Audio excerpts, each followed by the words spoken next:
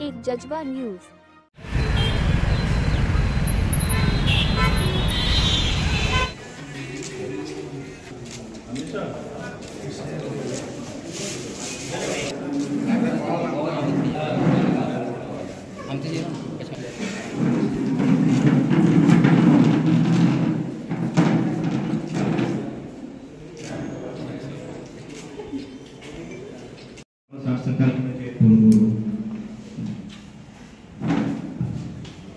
चिंता नहीं करो, सेम एक प्रॉब्लम हमारा दमन हो गया।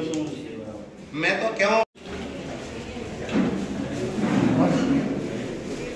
करता हूँ और आप सबका यहाँ पर मैं आभार व्यक्त करता हूँ कि आप लोगों ने मेरे लिए यहाँ एक स्वागत कार्यक्रम रखा और आप लोग आए।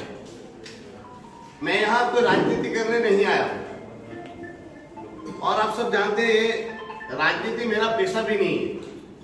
ये तो राजनीति तो मुझे राजनीति में तो इसलिए आना पड़ा कि हमारे प्रदेश की स्थिति ही ऐसी हो गई थी और हमारे दमन दीव और दादरा नगर हवेली में जो लीडरशिप थी वो लीडरशिप ही खत्म हो गई थी।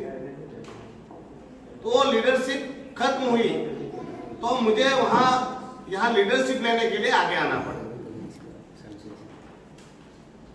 आपने हमारे बैनर में भी फोटो देखा होगा तो मैंने कहा था कि भाई फोटो में है ना मोहन भाई डेलकर जी का फोटो अवश्य लगा। आप सब जानते होंगे कि मोहन भाई डेलकर जी मेरे लिए परम आदरणीय थे, मेरे गुरु थे। काफी लोगों को ऐसा भी लग रहा होगा कि ये सिलवासा में क्यों इंटरफेयर कर रहा है। तो जब मैं सांसद नहीं था तभी भी मैं सिलवासा रेगुलर आता था।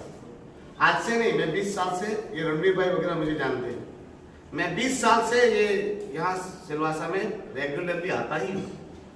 और सिलवासा की जब भी कोई प्रॉब्लम रही और कुछ भी हुआ हो तो मैंने अपना कर्तव्य समझकर सिलवासा के लोगों के साथ खड़ा होना उचित समझा। वो बोया साहब का केस हो या फिर वो कंडक्टर हमारी आदिवासी की लड़की जब डेथ कर गई, वो दयात फलिया में वारदात हुई, एक इंजीनियर साहब भी सुसाइड कर गए, हमारे गुरु मोहन भाई डेलकर जी को शहादत देनी पड़ी। जब भी दादरा नगर हवेली में प्रॉब्लम आई तो मुझे लगा कि दादरा नगर हवेली के लोगों के साथ खड़ा होना चाहिए। और जब भी दादरा नगर हवेली से फोन आया कि उमेश भाई यहाँ आना चाहिए और इनके साथ खड़ा होना चाहिए, तो मैंने अपना परम सौभाग्य समझा, मेरा कर्तव्य समझा और दादरा नगर हवेली की जनता के साथ खड़ा होना मैंने अपना सौभाग्य समझा। मैं इसलिए भी कर रहा हूँ, तभी भी 2 सांसद थे, दमन दीव में भी सांसद हुआ करते थे और दादरा नगर हवेली में भी सांसद हुआ करते थे। तभी भी मोहन भाई डेलकर दादरा नगर हवेली के सांसद होने के बावजूद जब भी दमन दीव में हमारी लीडरशिप वीक हो जाती थी या हमारी लीडरशिप घुटने टेक देती थी, तब मोहन भाई डेलकर के पास हम आते थे और उनको कहते थे कि मोहन भाई ये प्रॉब्लम है। तो मोहन भाई बड़े भाई बनकर हमारे दमन दीव की समस्या के लिए लड़ते थे। आप सबको पता होगा 2004 में जब ये ब्रिज हादसा हुआ और मासूम बच्चे उस घटना के शिकार हुए, हमारी लीडरशिप प्रशासन के घुटने टेक कर बैठ गई। हमने मोहन भाई से बात की, मोहन भाई से रिक्वेस्ट की। मोहन भाई हमारे बच्चों के लिए पार्लियामेंट में अपनी छाती पे फोटो चिपका कर न्याय के लिए लड़ गए। उनके साथ पप्पू यादव जी भी थे। तो मोहन भाई ने तब जब भी हमें जरूरत थी तो मोहन भाई ने हमारा साथ दिया। अब हम मेरा भी कर्तव्य है कि दादरा नगर हवेली की जनता को जब भी जरूरत पड़ेगी तब मैं आपके साथ खड़ा हूं और ये विश्वास दिलाने आया हूं। मैं ये विश्वास दिलाने आया हूं दादरा नगर हवेली की जनता को कि आप डरिएगा नहीं, घबराइएगा नहीं। आपका सांसद भले घुटने टेक के बैठ जाए, दमन दीव का सांसद भी आपका ही सांसद है। आज मुझे पता चला कि यहाँ पर भी सांसद जी और उनकी टीम को बहुत दुख लग रहा है कि उमेश पटेल यहाँ क्यों आए। तुमको पूछना चाहता हूं, जब मोहन भाई की शहादत हुई थी तभी भी तुम उमेश पटेल आया था, तभी भी तो उनको जिताने के लिए भी तुम उमेश पटेल आया था। और मोहन भाई की बात जब हुई तब जब आंदोलन हुआ, उमेश पटेल ने, यही उमेश पटेल ने आपका साथ और समर्थन दिया था, बिना कंडीशन के दिया था। जब चुनाव आया तभी भी तो उमेश पटेल आया था। इन सांसद और उनके चमचों को बताइएगा, ये आप लोगों को चुनाव जिताने के लिए उमेश पटेल पर एफआईआर हुई थी। ये दायरा नहीं होता, लोगों का काम करने के लिए, लोगों की मदद करने के लिए दायरा कभी सीमित नहीं होता। दायरे से बाहर निकल करके भी लोगों का काम करना पड़ता है, जिस प्रकार हमारे मोहन भाई किया करते थे। और उनको मैं कहना चाहता हूं, आप लोगों ने लाज हया शर्म सब छोड़कर मरे हुए मोहन भाई की शहादत का आप लोगों ने जिस तरह से मजाक बनाया और आप लोग घुटने टेक कर बैठ गए अपनी सत्ता, सिर्फ सत्ता की लालसा के लिए और अपना सब कुछ बचाने के लिए, जनभावना तक का आपने ख्याल नहीं किया। मैं आज राजनीति करने बिल्कुल नहीं आया था। मोहन भाई की आत्मा को श्रद्धांजलि तभी मिलेगी जब उनके दोषियों को सजा मिलेगी।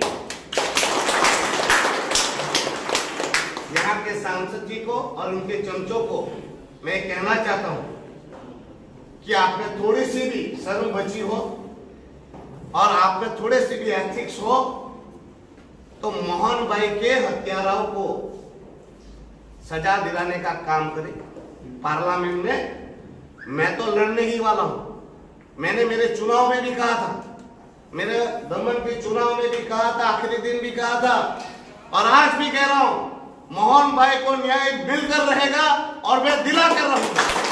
बड़े बड़ा परिवार प्रशासन के घुटनों में बैठ जाए, उमेश पटेल बैठने वाला नहीं है।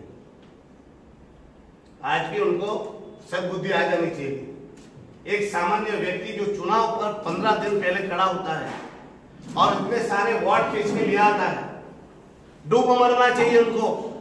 अभी भी उनको अगर दिमाग नहीं आ रहा है, उनमें सद्बुद्धि नहीं आ रही है, तो उनके जैसे मूर्ख दूसरे कोई नहीं है। मैं आप सबसे विनती करने इसलिए आया कि हमारा प्रशासन एक है, हमारी समस्याएं भी एक जैसी है। हमारे प्रदेश में जो लोकशाही का हनन हो रहा है, हमारे यहाँ जो हिटलरशाही चल रही है, उसको भगाने के लिए हमारे हर एक प्रदेश के लोगों को एक होना चाहिए। ये तपन भाई बैठे हैं, श्वेतल भाई बैठे, वो पार्टी पॉलिटिक्स करने नहीं बैठे हैं, ये मेरे मित्र है इसलिए मेरे साथ बैठे हुए। दमन दीव और दादरा नगर हवेली की हर एक जनता को एक होना होगा। दमन दीव और दादरा नगर हवेली को अब लोकशाही की स्थापना की जरूरत है। हमारा भारत का संविधान कहता है कि राष्ट्रपति शासन 6 महीने से ज्यादा नहीं रहना चाहिए। हम लोग 1961 में आजाद, आप हमसे ज्यादा आगे आजाद, मगर आज जब से हमारा प्रदेश आजाद हुआ, आज भी हम राष्ट्रपति शासन में जी रहे। कहा लोकतंत्र बना? आज भी एक इंसान, एक प्रशासन जनप्रतिनिधियों को ऐसी स्थिति करके बैठा जैसे जनप्रतिनिधि कठपुतली हो। एक सीनियर मोस्ट सांसद को आत्महत्या करना पड़े, उससे बड़ी दुर्भाग्यपूर्ण क्या स्थिति हो सकती है? दमन दीव में और दादरा नगर हवेली में एक लोकशाही प्रणाली की स्थापना करना जरूरी है। उसके लिए असेंबली की जरूरत है। पूर्ण असेंबली ना मिले तो पौंडीचेरी के तर्ज पर हमें मिनी असेंबली की जरूरत है। उसके लिए दमन दीव और दादरा नगर हवेली की जनता को एक होना होगा, हमें सबको एक मिलकर होना होगा। पार्टी पॉलिटिक्स करने की जरूरत नहीं है। हमारे दमन दीव और दादरा नगर हवेली के लोगों के हित की रक्षा करके उनको ध्यान में रखते हुए हमें फैसला लेना चाहिए। अभी जब दमन दीव में ऐसी स्थिति आई, मैं तो वापस कह रहा हूं, मेरे चुनाव में भी यही था और आज भी कह रहा हूं, जब तक यहां से हेड ऑफ अथॉरिटी प्रशासक प्रफुल्ल भाई पटेल हट नहीं जाते तब तक हम चैन से नहीं बैठेंगे। और आपको वादा करता हूं बहुत जल्द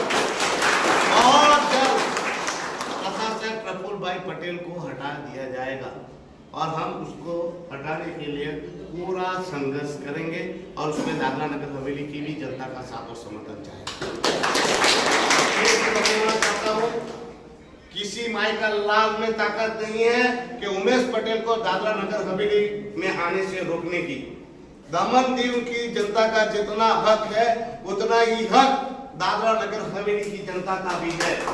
और मैं वादा करता हूं दादरा नगर हवेली की जनता को कि आप लोगों को डरने की या घबराने की जरूरत नहीं है। आपको जब भी जरूरत पड़ेगी उमेश पटेल आपके साथ खड़ा है। रात को 12 बजे भी आपके साथ है और साथ रहेगा। पर जब कुछ सर्कमस्टेंसेस ऐसे हो जाते हैं तो ये मैसेज पहुंचाना भी बहुत जरूरी हो जाता है। मैं भाजपा, कांग्रेस, शिवसेना ये करने नहीं आया हूं, ना मुझे करने की जरूरत है। मैं तो इंडिपेंडेंट कैंडिडेट हूं।